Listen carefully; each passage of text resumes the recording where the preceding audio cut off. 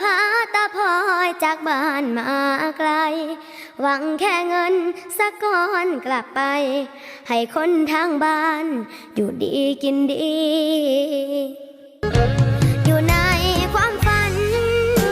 มีบ้านงามๆหนึ่งหลังรถจักรหนึ่งคันแต่หวังให้แม่พ่อเพิ่นพ่อได้ขี่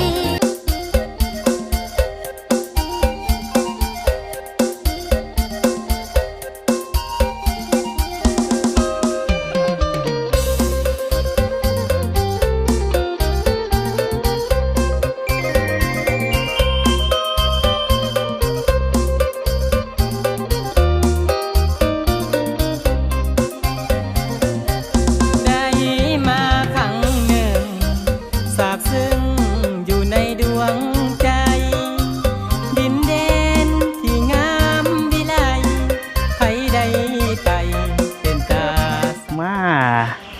สบายดีพี่น้องสบายดีมื้อนี้อยู่บ้านนาฮี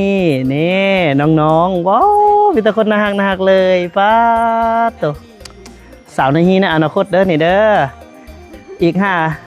5ปี6ปีผู้สาวสำน้อยนี่ก็สิขึ้นเป็นสาวเบิดนี่แม่นบ่เฮ้ยแม่นแฮงๆเหรอแม่นบ่เออ โอ้ยยินเป็นหยังยินโอ้แม่นจังได๋แม่นน่ารักหลายบ๊ายบาย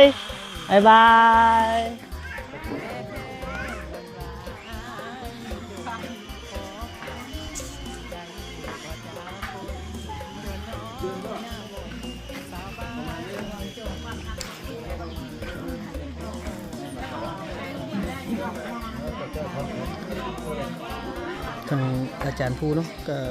เพิ่นก็กำกับเองก็คืออาจารย์เพิ่นว่าแล้วว่าเขียนเองก็ยังหัวเองคือผลงานที่เพิ่นสร้างขึ้นมาก็บอกว่าจะเป็นหนังหรือบทประพันธ์เพลงของทางอาจารย์ผู้ศรีวิไลนี่ก็ถือว่าเป็นเพลงที่ติดหูแท้ๆล่ะ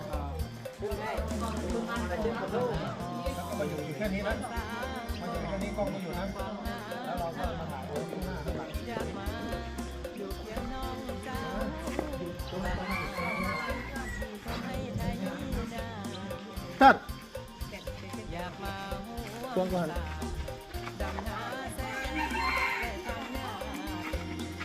ครับนี่ก็คือบรรยากาศในการถ่ายทำของทีมงาน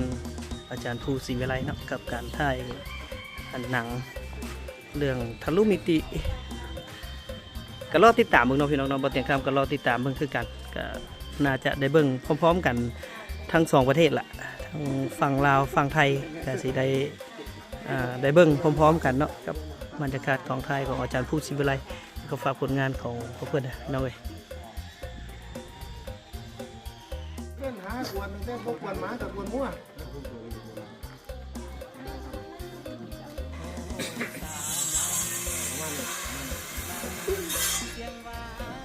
ว่าจะมันสูเนาะแต่ละมือแต่ละเล่นพวกกวนหมากับกวนมั่ว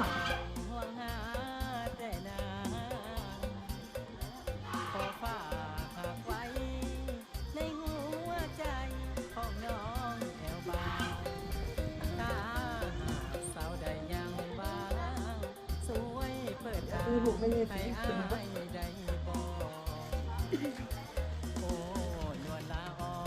พ่อมันขอจะเกียงหากวนหมูกวนหมากวนวัวอยู่เนี่ย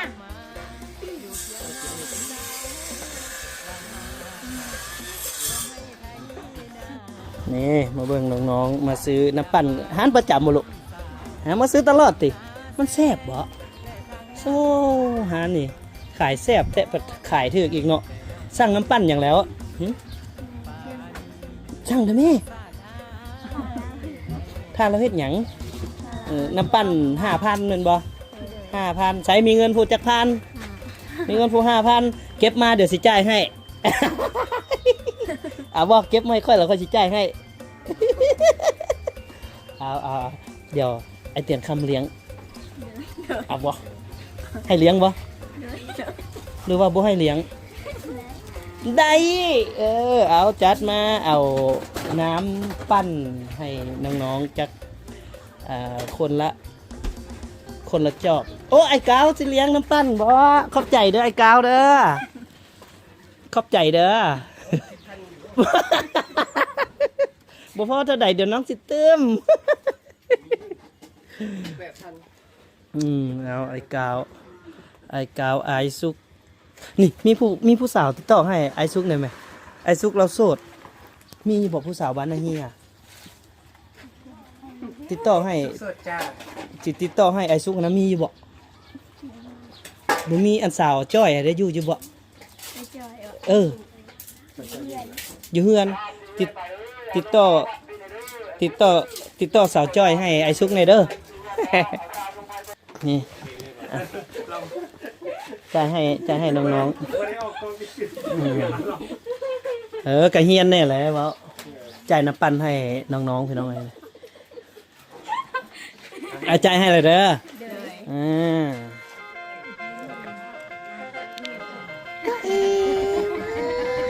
เอาน้องก็เป็นเอาน้องก็เป็นเอาหลานเอาหลานก็เป็นเอาน้องก็เป็นยังเฮียนอยู่บ่ลูกยังเฮียนอยู่เฮียนปอยังก็ปอ3หูความก่อนนี่เอาน้องก็เป็น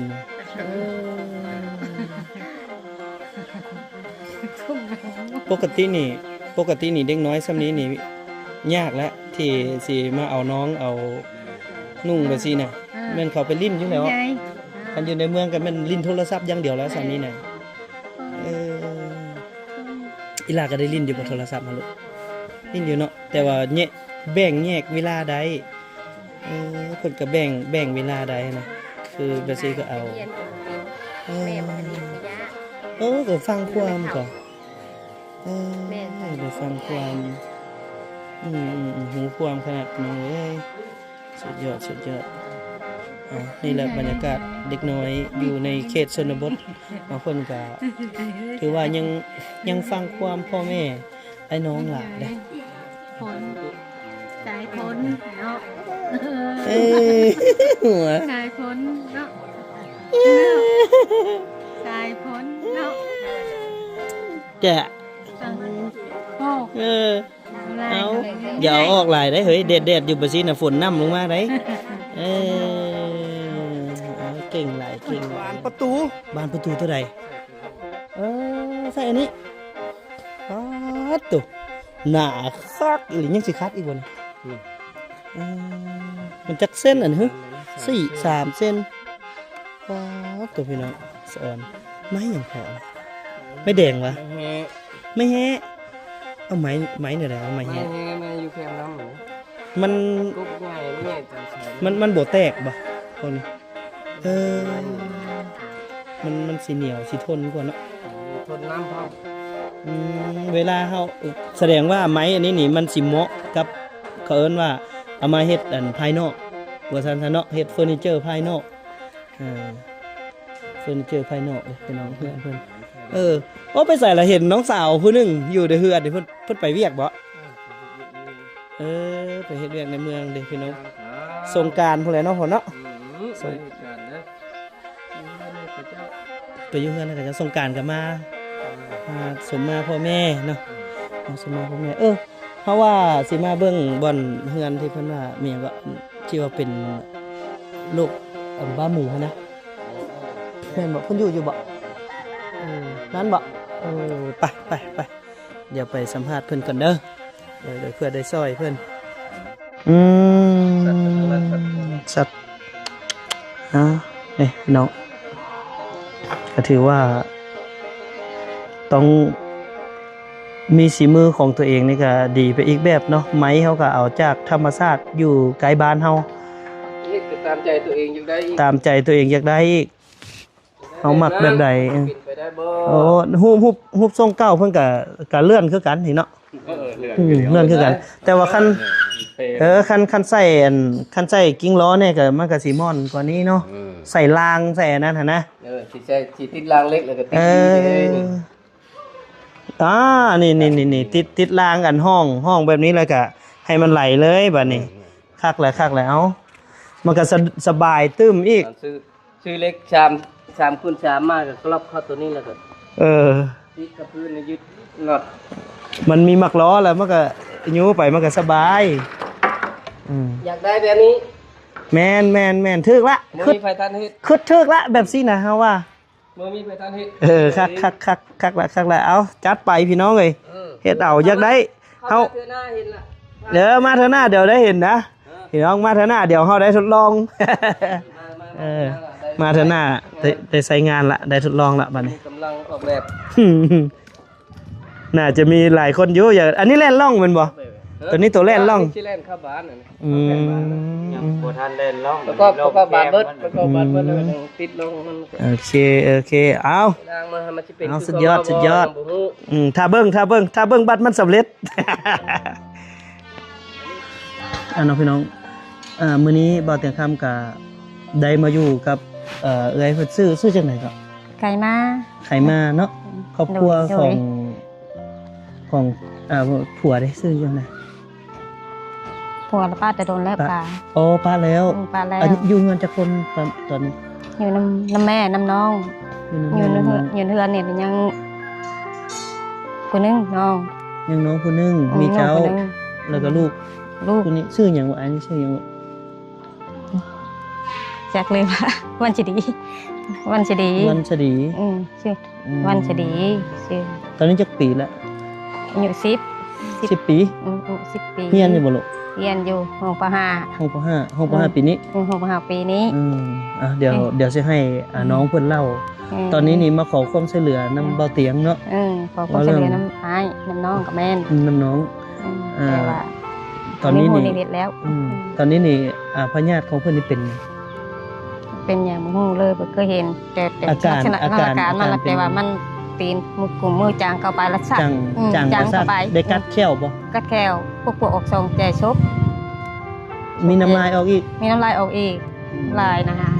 บางเทื่อแบบบริษัทลายแล้วก็เฮยอยู่เลยนะแบบนั้นนะแต่เก้าละเป็นบ้าหมูเนาะมันก็ต้องมันนั้นก้าวมันเสียมาต้องมันสักเก้าค่ะ เป็นมาได้จักปีละ เป็นกับได้จักปีตั้งแต่อายุได้3 ปีอายุได้3 ปีแล้วเริ่มเลยเท้าปันทุกมือนี้มันเป็นนะคะ3 ปีตอนนี้ก็ประมาณ10 ปี 10 ปีเป็นมาได้7 ปีไอ้บ่เตียงถามแล้วตอบเด้อลูกเด้อตอบบ่เตียงเด้อ ตอบตามความจริงเด้อ ตอบเลย เวลาที่ลูกเป็นน่ะเวลาที่ลูกอันน่ะเป็นซักเป็นหยังฮะมันเจ็บบ่ลูกเจ็บบ่ เจ็บไม่ได้เจ็บ บ่ฮู้เมื่อหยังเลยบ่ฮู้เมื่อบ่ตอนมือโขมือจังแม่น หูซึก บ่ฮู้เลย หูได้หัวตัวแล้วกับบางเทื่อก็แล่นไปรีบเป็นคนเดียวอยู่น้ำหมูกป่ะ แบบมันรู้สึกแนวใดทำอิดลูกลองเล่าให้ไอ้เตียงฟังได้ตอนมันสิเป็นน่ะมันเป็นอันใดลูก เราเป็นบ่ข้างนู้นเวลาสิเป็นนะ เวลามันสิ หูนี่เล่า ในเล่า ไม่มาเสียงไม่มาเสียงเห็นเสียงทางแม่สอนไปแม่นบ่นั่นนะแม่นบ่แม่มีเสียงแบบนั้น มันจังเลยบ่ลูก จัง มือจังเขาเลยเป็นบ่ โดยจังเข้าไปเลย แต่ว่าเวลาเป็นแบบสีนี่นะเวลาเป็นแบบสีนี่คือโขเข้าไปแล้วเฮ็ดหยังบ่ได้เลยว่ะ เฮ็ดหยังบ่ได้ ล้มลงเลยบ่ ล้มลงเลย โอ้อันตรายเด้พี่น้องแบบนี้ถ้าสมมุติว่ามีแต่บอกให้ห้ามไปลิ้นอยู่น้ำเด้อลูกเด้อบ่ให้ไปเลยเด้อน้ำห้วยน้ำหยังเพราะว่าอย่างเวลาอากาศมันกำเริบแบบนี้ขึ้นเนาะอันตรายได้เวลาอยู่น้ำอยู่ไกลกองไฟไปซั่นนี่โอ้อันตรายแฮง ย่านสุดเลยสุดนักละย่านแต่ขึ้นกุ้งไม้กับน้ำนี่แหละ ปีนเด้อลูกเด้อบ่ปีนเด้อต้นไม้เด้อกับน้ำเด้อลูกเด้อหลีกเลี้ยงเพราะว่าเป็นญาติของเฮาเด้แล้วเป็นนี่เป็นที่บ่ เมื่อคืนนี่แหละ3 ลบเกินนี่ค่ะไม่ได้นอนคืน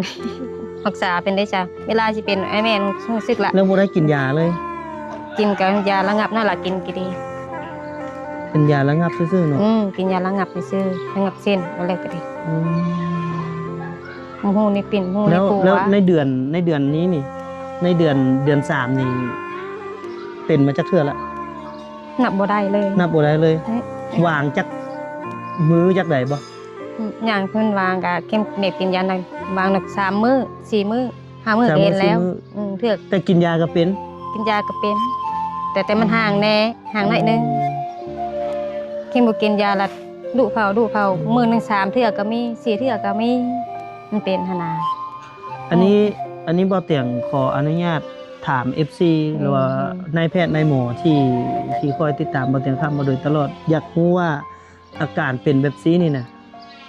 มันเกิดจากอีหยังแล้วก็มีวิธีปิ่นปัวจังไดเนาะอันนี้คือน้องเพิ่นนี่ก็อยู่ที่บ้านนาฮีเมืองมหาไซแขวงขมวนเนาะอันนี้ก็ฝากนำพี่นำน้องเบัดทุกผู้ทุกคนนำผู้ที่ฮู้ผู้ที่ว่ามีฮักเฮือนฮักยาเนาะอันนี้ก็ขอความเมตตากรุณานำเนาะ ขอน้ำแหละขอน้ำหลายๆน้ำพ่อน้ำแม่น้ำเอ้ยน้ำน้องหลายๆกินได้ เพราะว่าน้องเพิ่นก็ยังอนาคตยังไกลคันสิเว้าหน่อยนึงก็ยังจำเป็นต้องได้เข้าโรงเรียนเนาะ นั่งส่งเข้าไปโรงเรียน อ๋อจะได้ก็ฝากนำพี่นำน้องเด้อ น้องนี่ล่ะ เบิ่งพญาติพะ ไม่ เยา ได้ห้องป .5 ปีนี่แหละห้องป .5 ปีนี่แหละนี่นะบ่มีหยังทุกข์ยาก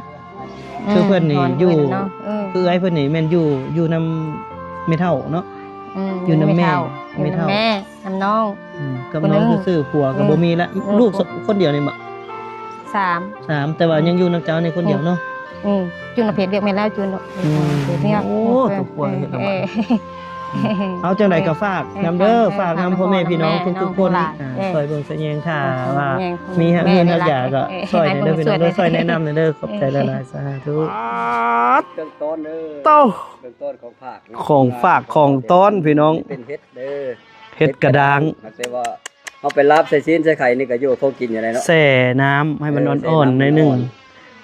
ซอยอ่อนพี่น้อง ขอบมกขอบใจ นี่ผู้ค้าก็บ่มีแนวต้นในพักมีแต่ในของธรรมชาตินี่เด้อ ขอบมกขอบใจขอบมกขอบใจหลายๆของฝากของต้นโอ้เอาเดี๋ยว มีแต่สุขภาพแข็งแรงเด้อ ม บ่ให้1 2 1ใส่เด้อ เอาอันนี้เอาไปยังมีอันนั้นไปตอนทีมงานเบิดสุกูทุกคนแหละเนาะทางทีมงานอาจารย์ผู้ศรีวิไลนำให้เพิ่นได้เมื่อกินอยู่ฝั่งนั้นพี่น้องทางฝั่งไทยก็สิหายากอยู่ใดพี่น้องเอ้ยทางนั้นก็ได้ เพิ่นมาลาบสู่กินนี่ไผก็ว่าแซ่บไผก็ว่าแซ่บพี่น้องคนไทยคนลาวเฮามันเฮ็ดบ่อยากสร้างเป็นปานใดเพิ่นมาเฮ็ดสู่กินนี่โอ้ยแซ่บ โดยเอาขอบใจหลายๆเอาเดี๋ยวเฮาเลาะเบิ่งทางนี้ก่อนพี่น้องเดี๋ยวเฮาเลาะเบิ่งทางนี้ก่อนเนาะภาพบรรยากาศอยู่บ้านนาฮีเมืองมหาไซแขวงขมวนเบิ่งควายจุดนี้พาดตัวพี่น้องเบิ่งเขาเพิ่นแหมเขาเจ้าคืองามแท้ได้เรื่องเลยเอานี่ว่าเพิ่นสิว่าของกินเพิ่นได้นี่เอาบ่แม่นเด้บ่แม่นของกินเจ้าเด้อ โอ้สุดยอดจ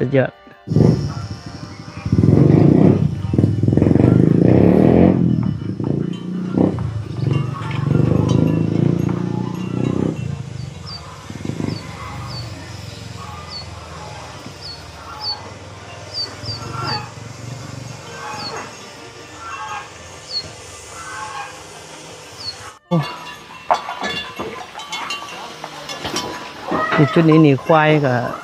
ถือว่าหลายเลย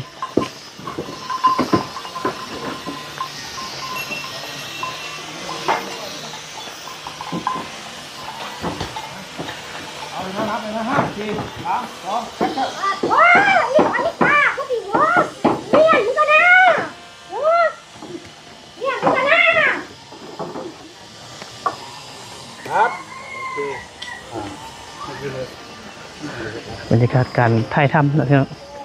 ของทีมงานของอาจารย์ผู้เพื่อจะได้ซากหนึ่งแม่นโบแม่นธรรมดาเนาะนี่เดี๋ยวจะเอาน้องๆนี่แหละมาแสดงบ่แสดงน้องไอ้บ่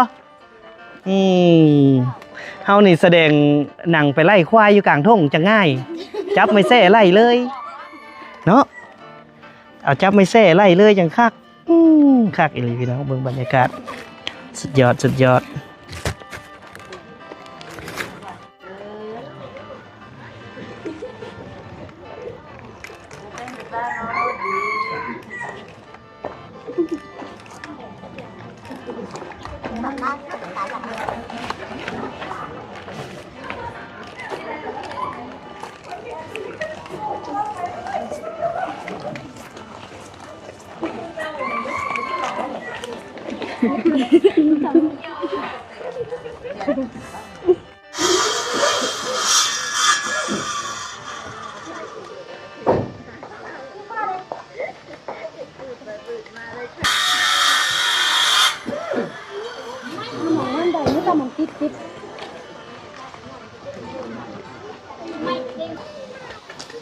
ได้ค่ะนั่นจะกินเพี้ยนคุณ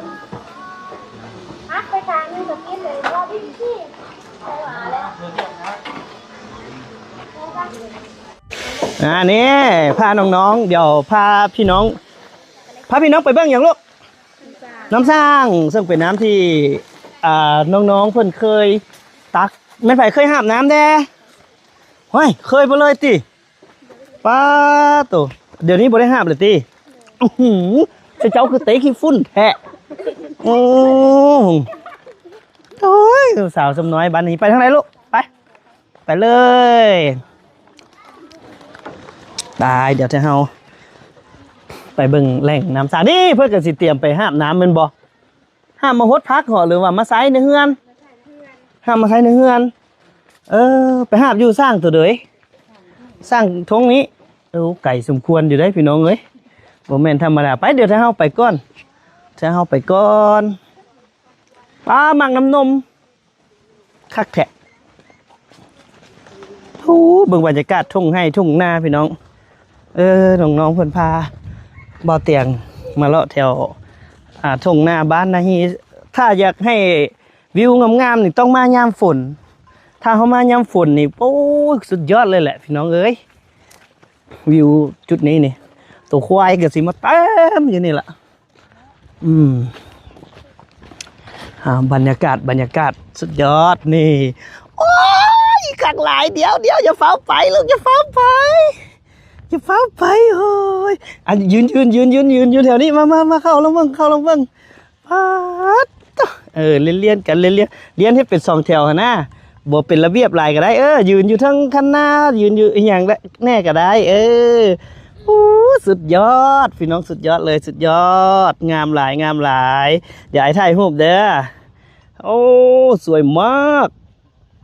ตุ้ย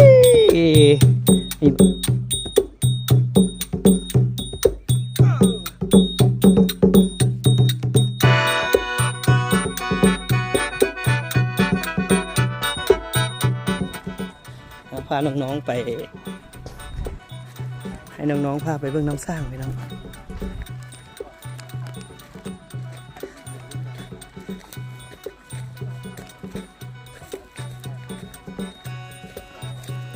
น้ำสร้างนี้ตั้งแต่เกิดเป็นบ้านนี่ผู้ใดบ่สุข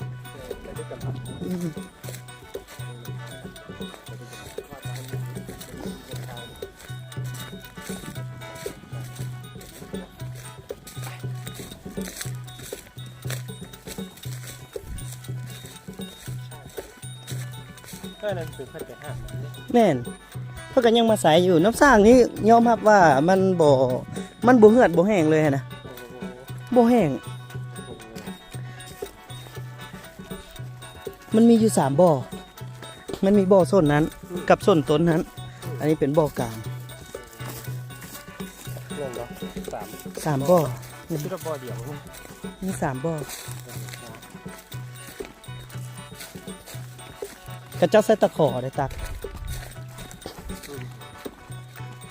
เดี๋ยวพาพี่น้องอย่างมาเบิ่งบรรยากาศธรรมชาติอยู่น้ำสร้างบ้านนาฮีโอ้สุดยอดเลยพี่น้องอยู่ที่นี่นี่คัก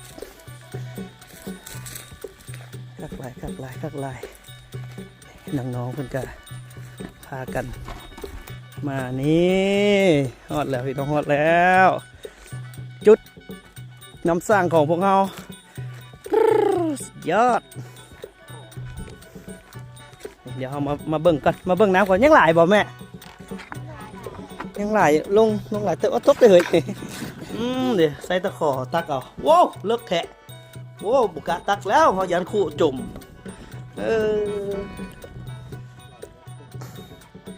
เบิ่งดูพี่น้องคักบ่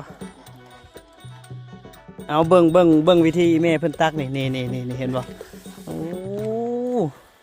เอาเบิ่งดูโอ้โหนี่ค่อยนี่บุกะแล้วนี่เฮ็ดบาทนี่ดึงขึ้นมาโอ้เอาทุกคนให้กำลังใจนี่ไม่ไผดึงเป็นได้ ข่อยย้านคู่โต๊ะนี่เอาเบิ่งวิธีอาชีพนะเนาะบ่ได้ใช้บ่ได้ใช้เสือกเลยนะพี่น้องเอ้ยเพื่อนจะเอาไม้ปุ้มลงไปนี่มืออาชีพ มืออาชีพได้นี่จุดนี้นี่ข้าเจ้าก็สิมาอาบก็มีเนาะข้าเจ้าก็สิมาอาบได้ซักเครื่องซักของคืออีแม่นี่อาบแม่นบ่แม่เพิ่นมาอาบน้ำอยู่จุดนี้เอาบรรยากาศพี่น้องอยู่ที่น้ำสร้างศักดิ์สิทธิ์ของหมู่บ้านนาฮีพวกเฮาศักดิ์สิทธิ์อยู่บ่อนใดครับ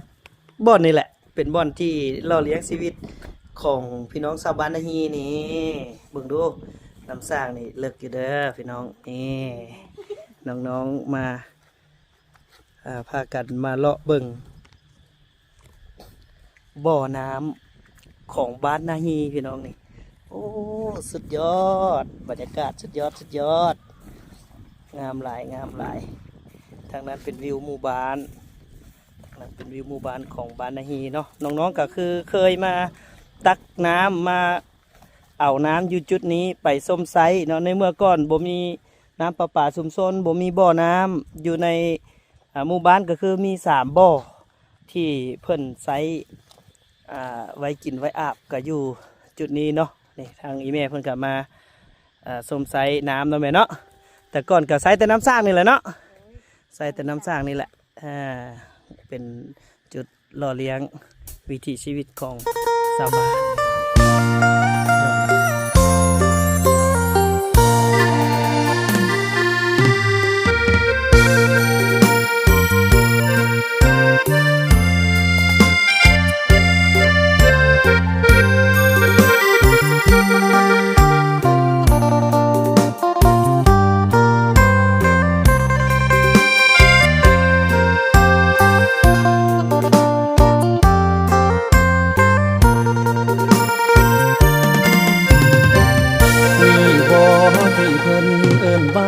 สายแน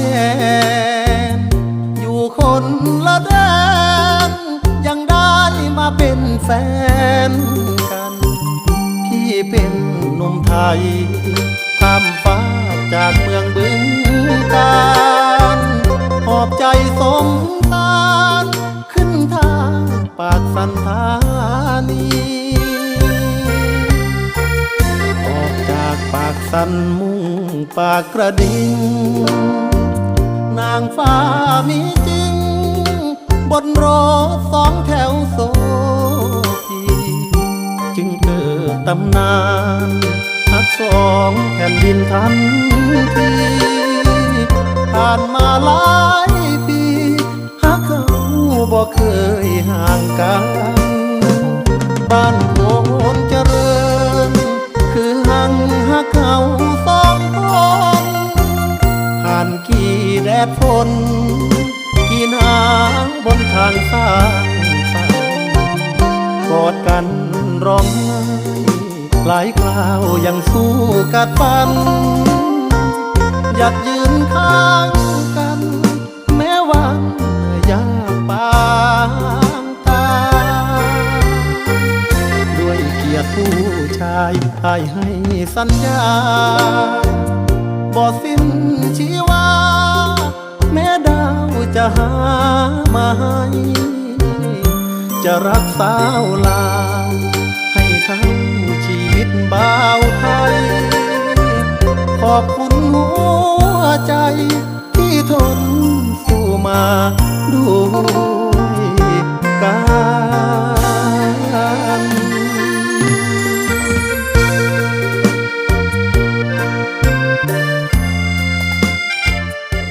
จุ้มชุมนุมกันเอาเดี๋ยวเอาไปซื้อพวกหลานอยากเฮ็ดอะไรก็เฮ็ดเด้อเอาไปเฮ็ดอะไรก็เฮ็ดเด้อเอาน้องๆร่วมกิจกรรมกับบ่าวถึงคำละกายกันเลยให้เพิ่น50,000ให้เพิ่นไปจัดการเอาเอง เอาแล้วแต่น้องๆเลยร่วมม่วนซื่นตกลงกันว่าจังไดซื้อน้ำปั้นอีกแล้วบ่เจ็บคอบ่พ่อกันอยู่บ่ลูกพ่อกันอยู่บ่โดยพ่อกันอยู่เนาะไปเอาเลี้ยงน้ำปั้นน้องๆอีกแล้วพี่น้องเลยกินน้ำปั้นเบิดมื้อบ่เจ็บคอเอาให้ยามใดกินน้ำปั้นอีกแล้วเอาพี่น้องบ้านนะ ชายอายให้สัญญาบ่สิ้นชีวาแม้ดาวจะหามาให้จะรักสาวลาวให้เท่าชีวิตบ่าวไทย ขอบคุณ